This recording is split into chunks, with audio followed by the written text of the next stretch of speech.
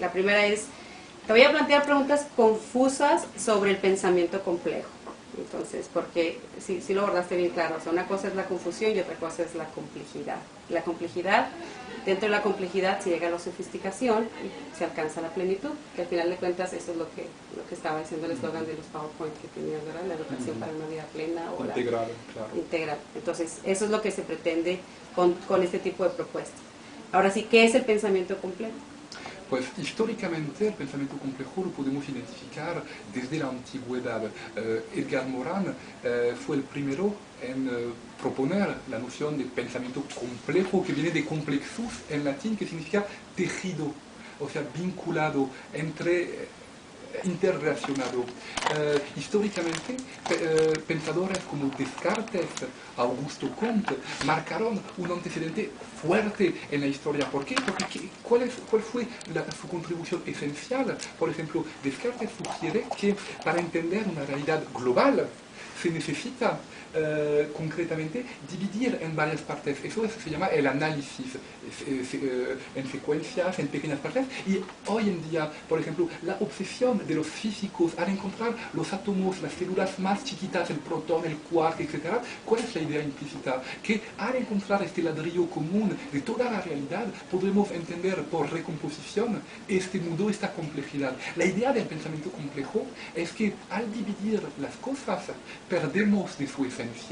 Por ejemplo, yo puedo, como lo comenté un poco en la conferencia, yo puedo separar todos los neuronas del cerebro humano y analizarlos de forma separada. Eso nunca me permitirá entender lo que es la inteligencia. De la misma forma, puedo tomar todos los elementos formales de una identidad, como la identidad de la gente en Ciudad Juárez, elementos económicos, demográficos, sociales. Eso no me dará a entender la esencia de la gente de esta identidad. El pensamiento complejo entonces es un pensamiento integrador.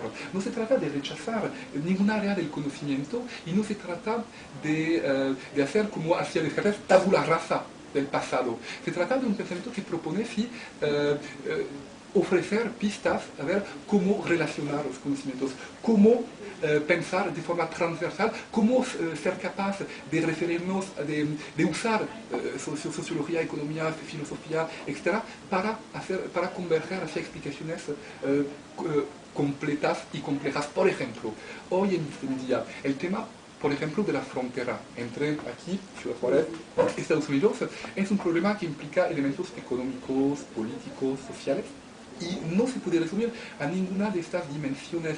Si quiero entender esta realidad, necesito también entrar en la idiosincrasia de esta gente y entender los identidades en el sentido complejo. Es ahí, creo, donde realmente se vincula con este reconocimiento del pensamiento, de la sabiduría ancestral, indígena, de la sabiduría propia. O sea, Edgar Morin nos dice de esta forma, ¿cuál es la sabiduría que perdimos nosotros en el conocimiento? ¿Cuál es el conocimiento que perdimos en la información? Hoy en día nuestra sociedad occidental está completamente marcada, invadida a diario por flujos permanentes de información.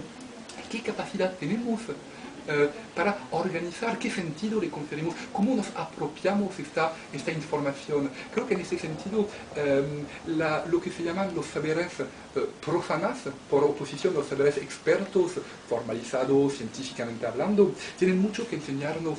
Un autor inglés, Brian Wine, estudia así. En Escocia, por ejemplo, después de la nube de Chernobyl, muestra cómo Londres mandó a Escocia a grupos de científicos para estudiar las consecuencias sobre, en particular, la ganadería de ovejas, y resultó que hasta el menos educado de los campesinos locales logró producir interpretaciones sobre las consecuencias de esta nube radioactiva más pertinentes, más eficaces que las interpretaciones de los grandes doctores muy educados, con trayectoria académica impresionante. Y eso nos invita a pensar la contextualización del conocimiento, esta misma distinción entre norte y sur y sus implícitos perversos de desarrollo, subdesarrollo, en sí mismo es una noción contextualizada. Y Edgar Morin habla en ese sentido de la importancia del pensamiento del sur, O sea que pensar la racionalidad, pensar el desarrollo, el crecimiento, estos elementos sí tienen valor, tienen coherencia, pero a partir del momento en el cual se pueden vincular, Edgar Morin habla un pensamiento del sur en el sentido de convivencia, de atención, solidaridad, interrelación, lo cual puede conferir su valor a un pensamiento de orden más racional. Según Morin, el siglo XXI debe ser el siglo de esta vinculación entre el pensamiento del norte y el pensamiento del sur. Y cuando habla del pensamiento del sur, no se debe entender únicamente como una noción geográfica y aún menos como una noción de desarrollo, porque Morán nos puede decir que un país como México, un territorio como Ciudad Juárez, tiene por lo menos tanto que enseñar a la gente de Estados Unidos como lo contrario. Claro, por supuesto. Entonces, no es pensamiento perverso, por las ideas imperialistas, entonces esto es una consecuencia de aquello que nosotros captamos, o que nosotros una vez dijimos que era verdad, o nos hicieron creer que era verdad, y luego ya surge de ahí, yo tengo una necesidad, y mi deseo y mi necesidad es creada, y yo tengo que satisfacerla de alguna forma, y por eso corro hacia el norte, y corro hacia el norte, y corro hacia el norte.